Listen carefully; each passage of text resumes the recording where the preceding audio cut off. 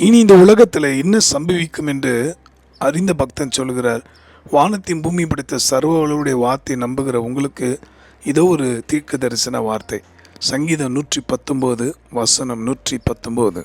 பூமியில் உள்ள துன்மார்க்கர் யாவரையும் கழும்பை போல அகற்றி விடுகிறீர், ஆகையால் உமது சாட்சிகளில் பிரியப்படுகிறேன்.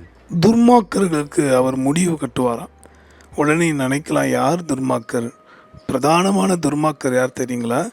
பரிசுத்த வேதாமத்தில் உள்ள வசனங்களை தெரிந்தும் அது இப்படிதான் என்று அறிந்தும் அதை பின்பற்ற மனதில்லாமல் தங்கள் மனம் போன போக்கில் வாழ்ந்து கொண்டிருக்கிற, தேவனுடைய சித்தத்தை அறிந்தும் அது செய்ய மனம் விரும்பாமல் தங்கள் விருப்பமானபடி ஓடிக்கொண்டிருக்கிற துன்மார்க்கர்கள் யாவரையும் இந்த பூமியில் இராதபடி அகற்றி விடுவாராம். அவர்களுக்கு முடிவு கட்டுவார். அதே போல் கர்த்தருடைய ஜனங்களை, ஆண்டவருடைய நாமத்தை நம்புகிற அன்பு பிள்ளைகளை நசுக்க பார்க்குற துன்மார்க்கர்கள், கர்த்தராகிய தேவன்தான் அவர்கள் கையிலே அதிகாரங்களை தந்தார்.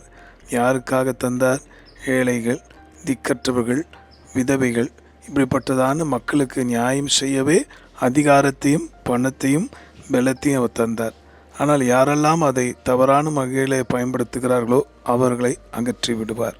ஆக ஒரு பொன்னை எப்படி அதில் இருக்க மண்ணை அகற்றுவாங்களோ அதே போல் நம்முடைய வாழ்க்கையில் பல துர்மார்க்க குணங்களை அகற்றி போட தேவன் நம்மை பாடுகள் மத்தியிலே நடத்தி ஜெயத்தை கொடுப்பார். ஆக பிரியமானவர்களே, சோர்ந்து போகாதிருங்கள்.